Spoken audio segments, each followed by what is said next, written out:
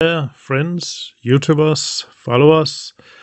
In my last video I showed you the application or add-on for Unity called Prototype. Well, I fell in love with Prototype even though it had its flaws. I was missing vital features such as texturing. And you know what? I found Probuilder. That's the big brother. Probuilder has everything I could ever ask for in a modeling program. Even though it's quite basic, that doesn't mean it's useless. The basic functionality and ease of use makes it extremely useful when designing levels. And that's what we're going to look at today. The setup right now is just a one monitor modeling layout. So nothing special there. And the Probuilder menu is this long one right here to the left. And if you go and get Probuilder now, you might miss a few buttons because that's right now I'm using a beta product. It's not out yet. But the developer says he's going to put it out within the next few days or within the week, I think it was. So it should be updated on the asset store pretty soon. And you guys are really in for a treat. Down below I have something called ProGrid. That's really just a snap-on tool that helps me to align my modeling and my, well, boxes basically to each other. And it's doing a damn good job. You would expect Unity to have such a feature as standard, but no, it does not. Well, it has sort of a vertex snapping tool, but this one is really adjustable and just a lot better than the basic one. Well, you'll find out once you start using Unity. But let's make something fun. I'll show you how Probuilder works with some of the new features and why it's so good. Okay, let's save this scene there and let's open a project. Wonder if we can open it while we're recording video. Yeah, it worked out fine. Okay, let's see. Game levels 2. Check this out. This is what I've been doing with Probuilder over the last day or so. I've been making funny models. You can see this one, this ramp. So there we go. This one. It's just one entire structure pulled out from a small block down here. This small square with the arch as well. And down here we have a pipe with a bend. And you may notice the icons from Playmaker. That's because once you have built the objects with Probuilder, they are still able to work with other applications such as Playmaker. So, in my opinion, two of the most valuable and most powerful applications for Unity right now is Probuilder and Playmaker. If you don't know what Playmaker is, check out one of my previous videos. It's actually called Playmaker. And right here, it's just a trigger, and it's going to move the player and the plane up to here so we can get out.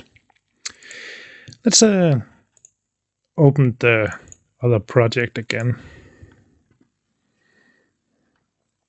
And let's see if we can do something with. So the scene is open the inspector.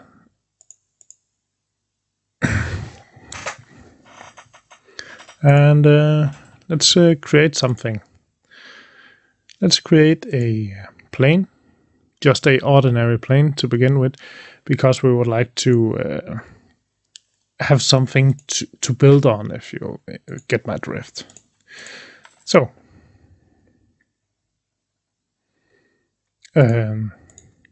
Playmaker has this button. Well, let's go over them first, because we can create the basic planes with Unity, such as this, but I've found these planes are more fun. So the first thing, our selection tool and our creation tool. So let's click the creation tool, select plane, and sure, you can turn it around. Let's just select up and build. The reason why these planes are so cool right now is because they work like terrains with the editor. So let's click the geometry mode and make sure surfaces are selected, and you can click a surface and check that out. That's pretty cool. The developer is talking about making it possible for vortex painting. So as you know from the CryEngine, where you would select a brush or a function and you could basically just paint over the terrain and it would form accordingly. So you can raise and lower terrain and simply draw out your map. And to my understanding, they are looking into adding that into the Probuilder engine, so that would be amazing. We can only hope. Okay. Let's get rid of that plane and create a normal plane. So we have a foundation and create a directional light. And just make the light a bit darker. There we go.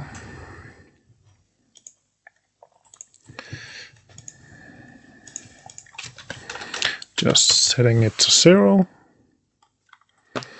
And let's pull the inspector out, because this can get annoying switching between those two all the time. Okay, pro building time. Let's start out. Well, I'm just going to build something. I have no plans of what to build. I'm just going to play around with the functions and features. And we're going to start out with the most basic shape of all, a cube. New cube. And I'm going to place it in 0, 0, 0. There we go. Then I'm going to make sure I'm in geometry mode. Well, I can see I already am, because it's great. More than this. Top selection is basically how you would select normal objects, and geometry is when you would like to edit something. So you can see you can edit the surfaces. Let's just pull that down a bit. And no, it didn't go through the floor. It's actually just scaled on one side by pulling the key. Okay. And let's turn the grid off so we can make it really small. I'm going to create sort of a inclined foot for maybe a lamppost or something. Doesn't matter what it's for, it's just to show you how it works. So I have this box now, a flat box. And this is how it looks. And let's just try to expand that, because one of my absolute favorite things in Probuilder is the extrude function. You can click this button and it will extrude one block. Or you can just hold shift and click and drag from the direction you want to extrude one. How about that? Okay, so let's create it up roughly the same height as the one below. And I'm going to use the resize tool. For some reason, the developer encouraged people not to use it. It can break stuff, it can break your builds, it can break your levels, but if you're anything like me, it doesn't matter, because if you break something, it's only the last few hours you might lose in work, because usually I back up on a daily basis when I work on a project. So if things are going down the drain, I can always restore a copy. And my copies is simply a backup of the entire project folder. So I don't mind scaling, and let's scale like so. There we go. I'm going to hit V for move. That's a bit small. Let's hit ER for resize again. Let's do it like this. Yeah, that's much better. So we get this small incline. And the reason I'm using the scale tool is because I like to be the same on all sides. The symmetry is pretty nice. I'm going to hold Shift and drag on the blue arrow again. And let's just make that a bit bigger. And then I'm going to hold Shift because now I want to change the shape again. If I'm going to change right here, there's going to be a problem and we're going to have a bad day. So, Shift, drag from this point, and you can see we're going to create a second level. Again, I'm going to scale by hitting R, scale tool. This time I'm going to scale small, like so. Going to hit V for move tool, Shift V to extrude again, and I get this small thing. Now I'm going to do it again, just to create sort of a square in the middle there, and again. Except this time it's going to be small again, R for resize, V for move, hold Shift, extrude, hold Shift again from this point and extrude again, move up just a bit, R for resize, move out, roughly there, hit V, Shift V again to extrude, create sort of a square, Shift V again from this point, and let's do something different now. Let's head over to the selection tool, click it once, and you'll see we are now in vertex mode, and you can select the corners. Simply click and drag, and I must admit this is a lot easier than first expected because you are able to drag across other objects and only select. It's not as if you're going to hook onto something you don't want to touch. You can see I'm not dragging anything out of alignment. I have to click the object, then select the points I want to edit. So I want to edit those right there. Something like that. Those right there. Going to click the tool again. You can also select edges if you want. See, so we can select that one edge and edit that. That's even cooler. There we go. Surface again. Going to select that surface, and I'm going to extrude. And I'm going to hit G now, G again, and G. Sorry. There we go. It's H, right? Sorry, forgot. And I'm going to try to replicate that over here. So just move up a hint and move that one up as well.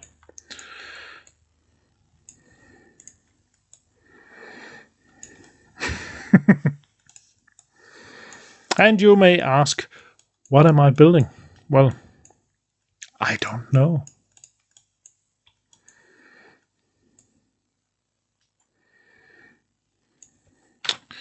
Only the object would know. Yeah, let's do that. And Shift, move.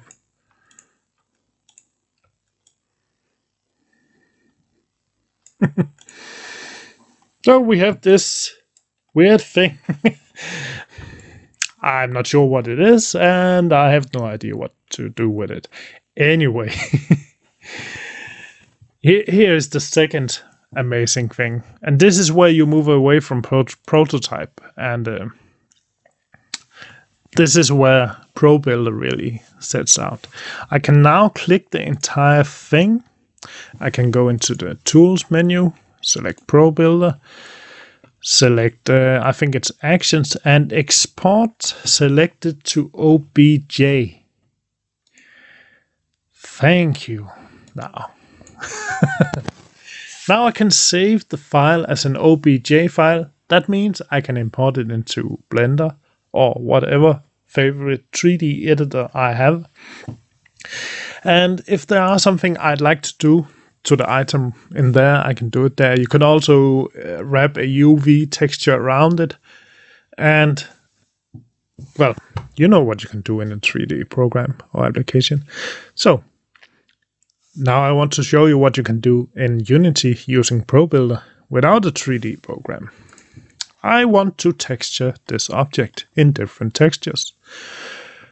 And I want the textures to act like a UV map. Well, that's not possible. Well, I beg to differ.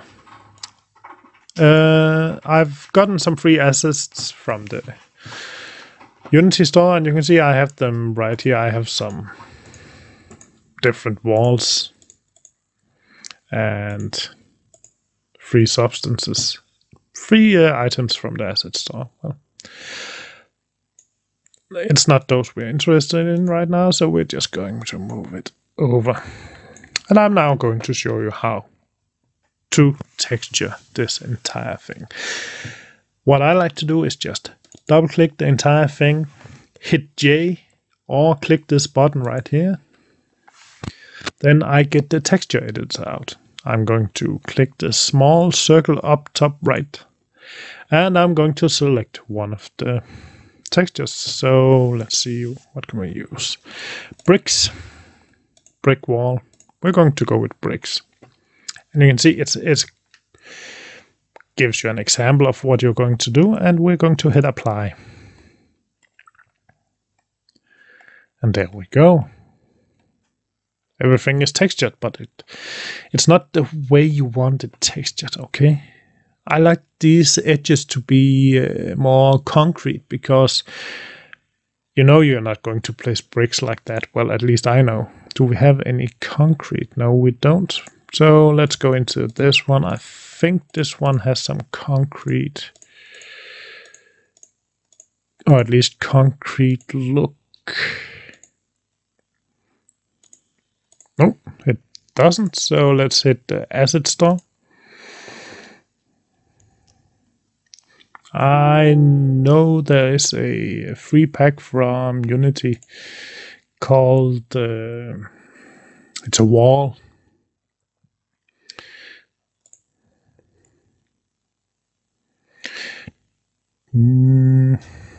Let's see. Outdoor ground textures. Yeah, that's nice as well. But that is, there we go. Shantytown concrete wall. Well, let's get that because we just want the texture. Let's see if it's a material already. It's, yeah, it is right there. Wall concrete. Okay, I'm going to select the surface I want to apply the concrete on and hit apply. There we go. You can see we get this concrete showing up on those surfaces. I'm just going to select multiple right now, holding shift and clicking each of the surfaces.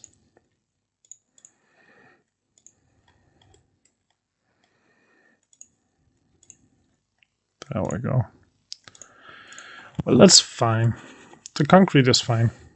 However, I'm unhappy with the tiles, as you can see.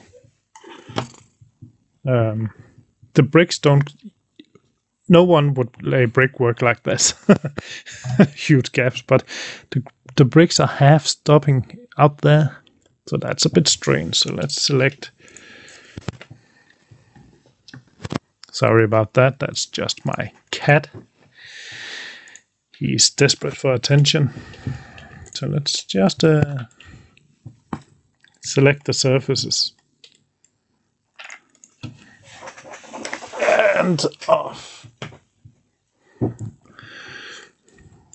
Okay, I got them selected, and you might say, okay, it's hard to see because it's blue. Just hit this highlight button. They are still selected. And let's check this out. You can grab this thing and simply pull the textures around. How's that for UV mapping? Huh? Okay. Okay, I can see it won't fit at the top and it won't fit at the bottom. So I'm going to hit R and I'm going to scale it. I'm going to scale it like something like that. And V and move again. Yeah. Something like that. You can see it's not perfect, but it's a lot better. And somebody passing by won't really notice. But that's mostly because the texture is not that great for this type of situation. And if you noticed, I changed the 4 selected. And I didn't change any other surfaces, not even those with the same material. Let's change this column.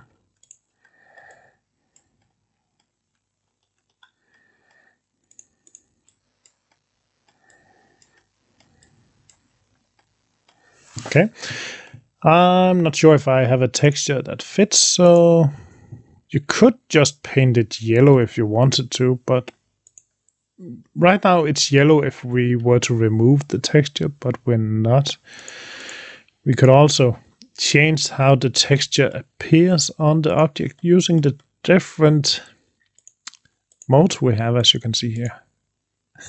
Oh yeah, the stretch mode, that's great. Tiny. But I think I'm just going to select another texture for this part.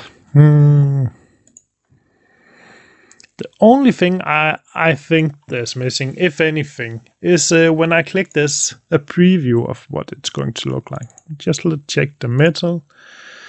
Yeah, but that's pretty huge, so let's just scale that down. And instead of adding, I could just change the numbers right here, as you can see. 0.5, there you go. I'm just going to hit R and just play around with it right here. You can see I should sort of get these connected around the corner. That's pretty cool. Oh, sorry. There we go. Diamond plate or dog plate, depending on where you're from. Going to hit V and then I can adjust it so we get the correct. You can see it's sort of distorted across, and that can be fixed with a little scaling. There we go.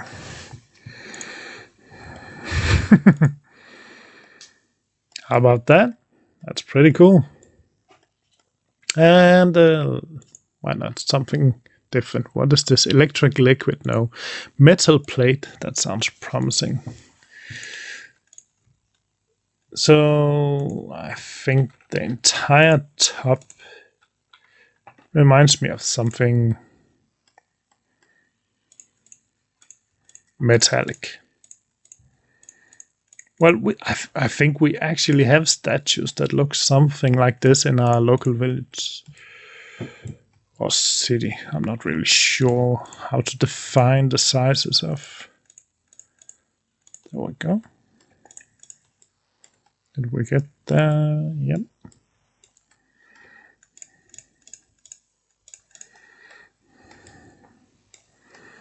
Okay, and we're going to hit apply. And as you can see, it's terrible huge. Hit R for resize, and I'm just going to scale it down. Yeah. It's not really a problem that it looks like it's made out of a lot of different metal plates. As you can see, that's actually fine. That's pretty cool.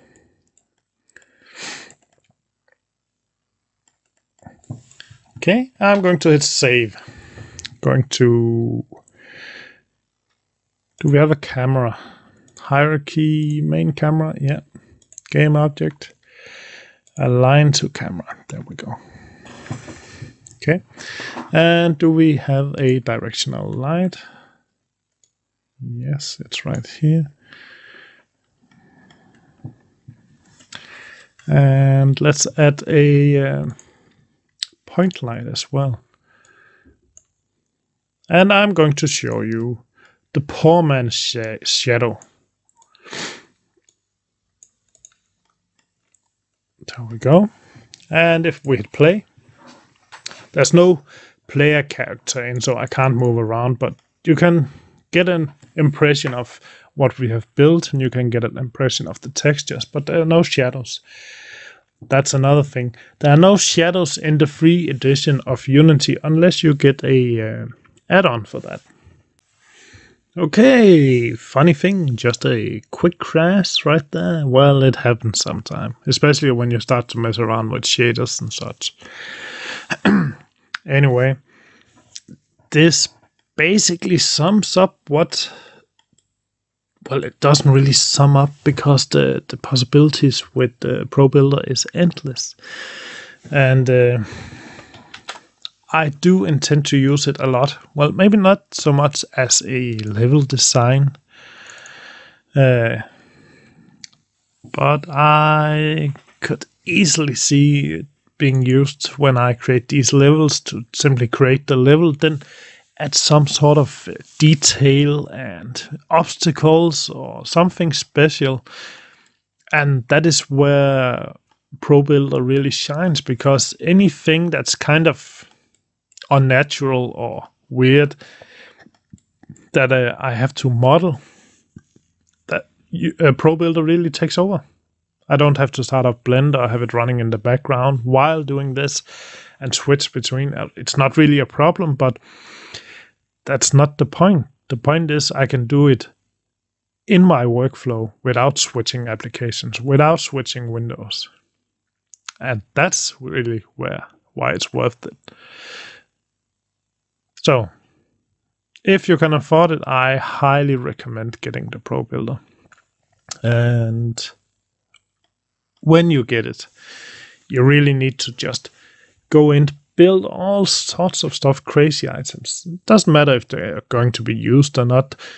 The point is you get some experience using the software and then get better at using it. No one expects you to be professional right out of the get-go, but there's only one way to become better, and that's using it. So get it, use it, and if you can't afford it, well, Prototype is a great tool, but I really missed the part where you could texture objects.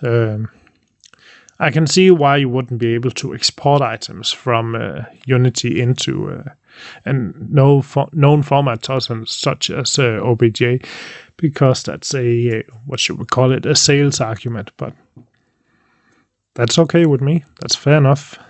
And this software is just great. Should really be something that was a standard included in Unity. Maybe it will sometime. Maybe Unity decides to buy them. However, I doubt it, because the concept right now with Unity just being the basic engine, and every guy or person, individual developer or software company are able to build their own add-ons is just amazing.